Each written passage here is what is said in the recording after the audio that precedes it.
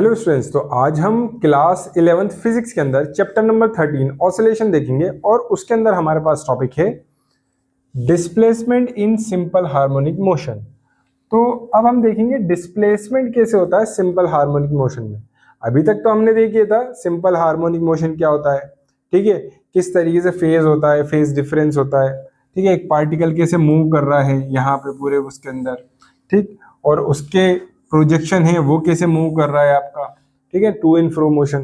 तो अभी आप क्या कह रहे हैं, डिस्प्लेसमेंट मतलब एक्स की वैल्यू फाइंड आउट करना है, सिंपल सी बात, ठीक है ना। तो एक्स की इक्वेशन क्या होगी ना, वो पता करना है। तो यहाँ आपको क्या क्या चीज दे रखी है, आप ये देखिए, देखिए यहाँ आपको ये डिस्टेंस दे रखी है एक्स, ये पी पॉइंट है ना, पार्टिकल है, इसका प्रोजेक्शन है एन, ये दे रखा है।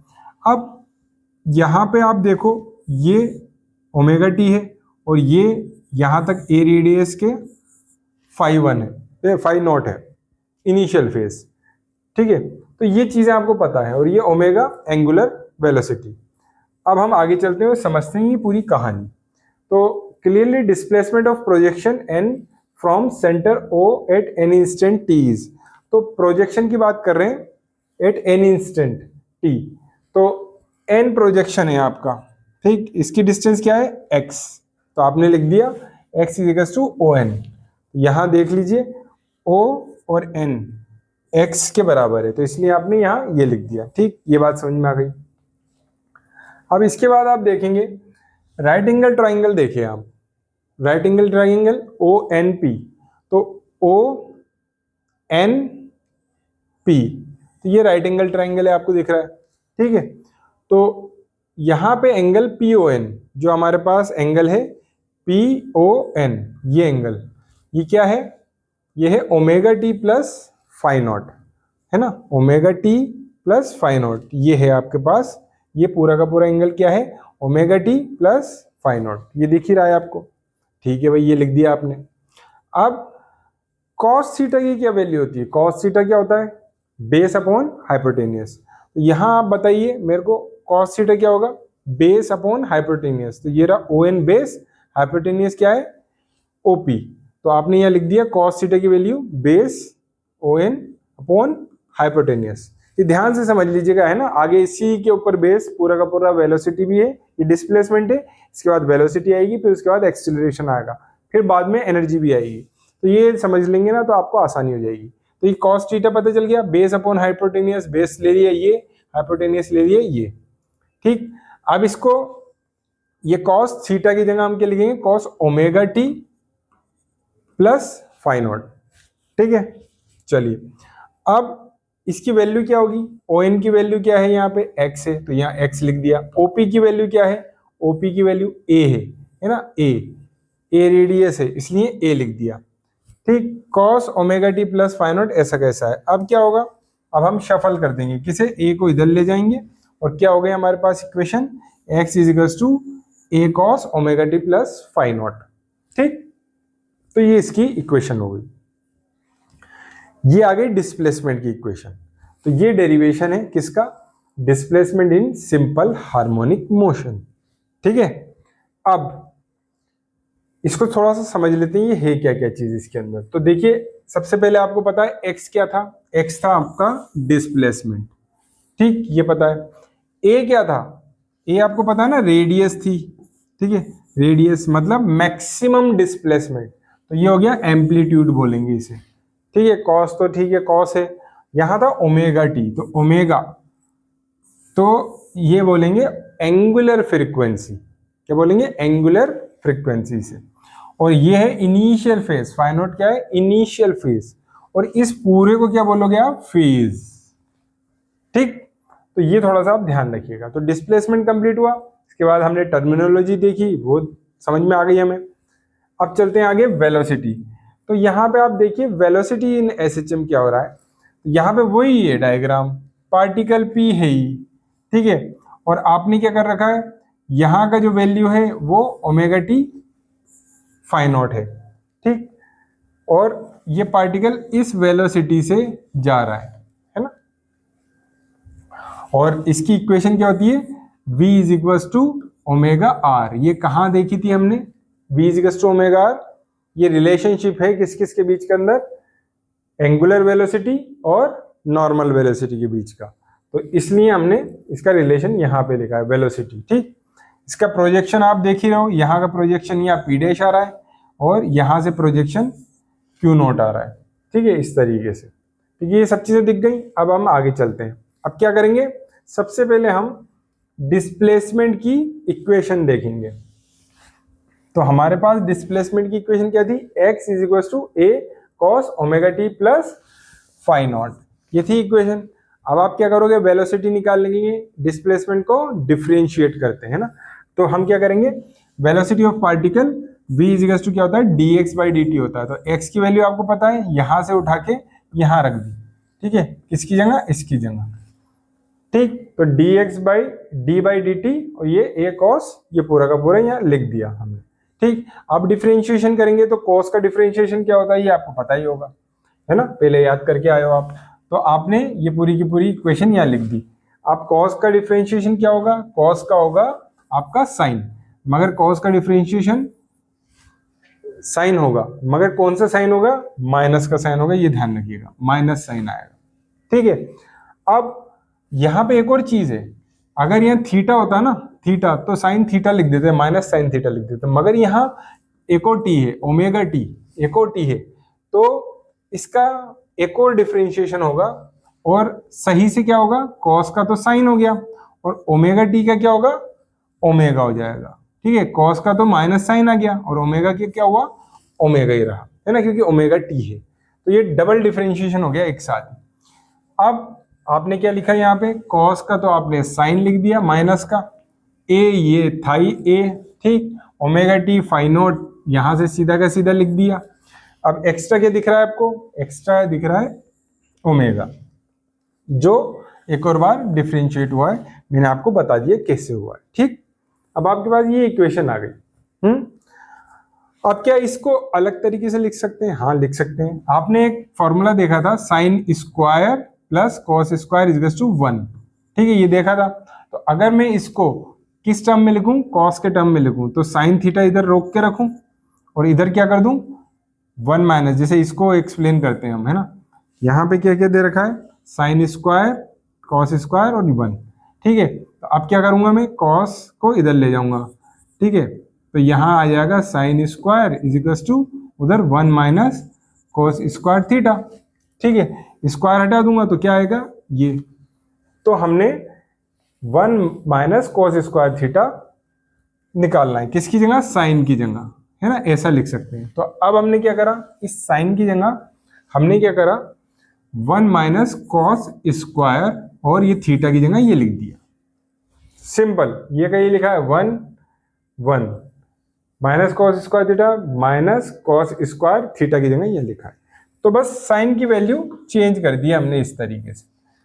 ठीक है, ये हो सकती है, हो सकती है, ये ऐसे का ऐसे ही लिख दिया हमने, कोई दिक्कत नहीं है, दिक्कत। ये यहाँ पे भी नीचे की स्टेप में भी यहाँ लिख दिया। अब कॉस की वैल्यू आपको पता है, बेस अपॉन हाइपोटेनियस था, हमने पहले कह रहा था, बेस क्या आ रहा था, x, है ना, ये क्या आ रहा था, x, और हाइपोटेनियस कितनी आ रही थी, a। तो हमने क्या लिख दिया, कॉस थीटा को एक्स स्क्वायर ए स्क्वायर, है ना, स्क्वायर है ना, इसलिए एक्स स्क्वायर ए स्क्वायर लिख दिया। अब इसका एलसीएम लिया हमने, एलसीएम लिया तो इस तरीके से लिख दिया हमने। ठीक, अब ए को बाहर निकाल लेंगे हम, जैसे ही रूट में से बाहर निकलेगा तो क्या होगा, ए ऊपर का ए और नीचे का ए स्क्वायर ए रह जाएगा, है ना, ए स्क्वायर ए रह जाएगा। तो फिर क्या होगा, ये कैंसिल आउट हो जाएंगे, ये कैंसिल आउट हो गया तो बचेगा क्या, ये पोर्शन हो जाएगा। तो v माइनस ओमेगा, ठीक, और ए स्क्वायर माइनस एक्स स्क्वायर। तो ये आ गई वेलोसिटी की इक्वेशन। ठीक है, तो आपको ये वाला डेरिवेशन इस तरीके से याद करना है। ठीक, और ये डायरेक्ट फॉर्मूला तो याद करना ही है, न्यूमेरिकल में आ जाता है। तो ये आ गई v की इक्वेशन। अब केसेस आ जाते हैं कि भाई आप ये बताएं कि भाई when x is equal to 0, तो अगर वो x इज इक्वल टू 0 होगा, x इज इक्वल टू मतलब यहां होगा पॉइंट, तो x इज इक्वल टू 0 पे क्या होगा, तो वेलोसिटी कितनी होगी, तो मतलब पार्टिकल कहाँ पे है अभी, यहाँ पे है पार्टिकल, तो इस टाइम पे वेलोसिटी कितनी होगी। ठीक है, तो when the particle at mean position, अगर वो पार्टिकल मीन पोजीशन पे हुआ तो क्या होगा, x इज टू 0 होगा, ठीक है 0 होगा, तो आपने वेलोसिटी के अंदर x इज टू 0 पुट कर देना है। जैसे आप 0 पुट करेंगे ये बचेगा, तो माइनस माइनस ओमेगा ओमेगा और ए स्क्वायर रूट सिर्फ ए बचेगा। तो आपके पास वेलोसिटी क्या हुई, वेलोसिटी मैक्सिमम हुई माइनस ओमेगा ए के अंदर, ठीक है। अब when the particle is at the extreme position, अब एक्सट्रीम पोजीशन पे हुआ मतलब यहां पे हुआ, एक्सट्रीम पोजीशन मतलब यहां पे ये एक्सट्रीम पोजीशन होती है, ठीक, कोने वाली पोजीशन। तो x क्या होगा, x या तो पॉजिटिव a होगा या नेगेटिव a होगा, है ना, मैक्सिमम के अंदर या तो पॉजिटिव a होगा पूरा का पूरा या नेगेटिव a होगा पूरा का पूरा। तो अब वैल्यू क्या करोगे, या x की जगह क्या रख दोगे, a रख दोगे, तो a स्क्वायर हो गया, तो a square minus a square क्या होगा, 0, तो जो 0 से टकराएगा वो 0 हो जाएगा। तो यहाँ एक्सट्रीम पोजिशन के ऊपर वेलोसिटी क्या होगी, 0 होगी। तो ये थोड़ा सा आप ध्यान रखिएगा। अगर ये सर्किल में नहीं समझ में आ रहा हो तो आप इस तरीके से स्प्रिंग से भी याद रख सकते हैं। जैसे ये ब्लॉक है, ये मीन पोजीशन है, ये इधर ब्लॉक रहेगा, इधर आएगा, ठीक, और ये इधर आएगा। तो एक्सट्रीम पोजीशन ये है, यहाँ पे यूं आके फिर जाएगा, ठीक है। एक चीज क्या है, ये मीन पोजीशन है, ठीक है। अब अगर आपने स्प्रिंग को दबाया, ये यहाँ पहुंच गया, ठीक, अब ये यूं जाएगा, ठीक। तो मीन पोजीशन जो बीच के अंदर थी वहां तो सबसे ज्यादा स्पीड रहेगी, ठीक, और जैसे ही यहाँ जा रहा है तो यहाँ रुक रहा है ना, तो यहाँ 0 हो जाएगी स्पीड, और यहाँ पे भी 0 हो जाएगी स्पीड। तेजी से कहां से गुजर रहा है, मीन पोजीशन से गुजर रहा है। तो ध्यान रखिएगा, एक्सट्रीम में क्या होगी, 0 वेलोसिटी होगी, 0 वेलोसिटी होगी, और मीन के अंदर मैक्सिमम होगी, ठीक। तो ये थोड़ा सा ध्यान रखने वाली बात है, केसेस हैं ये। अब इसके बाद आएगा एक्सीलरेशन इन एसएचएम। अब वेलोसिटी आ गई, एक्सीलरेशन, तो अभी डिस्प्लेसमेंट का क्या करा था हमने, डिफरेंशिएशन। अब वेलोसिटी का डिफरेंशिएशन करेंगे, वही डायग्राम रहेगा, a acceleration is equal to omega square a, ये रिलेशनशिप भी है, आपको भी पता है ना। अब तो याद भी कर सकते हो आप। तो एक्सीलरेशन आ गया, क्या, वेलोसिटी आ गई minus omega A sine omega t plus phi naught, ये आपने वेलोसिटी निकाल ली थी। अब क्या करोगे, अब एक और बार डिफरेंशिएशन कर दोगे, acceleration is equal to dv by d t. अब वेलोसिटी की वैल्यू यहां से उठा के यहां रख दोगे, ठीक, रख दिया आपने सीधी की सीधी, minus a omega t sine this.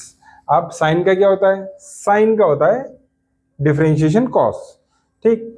अब है ना, माइनस नहीं होता, प्लस ही कॉस होता है ना, साइन का क्या होगा, कॉस हो जाएगा। तो अब डिफरेंशिएशन करेंगे तो इसका डिफरेंशिएशन नहीं होगा, ये बाहर सीधा का सीधा आ जाएगा, साइन ओमेगा टी का होगा। तो पहले साइन का होगा तो साइन का सीधा सीधा कॉस हो जाएगा, और फिर एक और डिफरेंशिएशन होगा ओमेगा टी का, तो ओमेगा टी का क्या आएगा, ओमेगा आ जाएगा, ठीक है। अब एक्सीलरेशन की क्या वैल्यू आ गई, ये तो ऐसे का ऐसा आ गया, और ये साइन की जगह कॉस, ओमेगा टी की जगह ओमेगा, और ये अंदर का सीधा, तो ये आ गई इसकी वैल्यू। अब यहाँ क्या देख रहे हो आप, ओमेगा ओमेगा 2 है, तो ओमेगा स्क्वायर कर दिया आपने। अब एक और चीज, यहाँ इस तरीके से ये लिख दिया आपने इक्वेशन।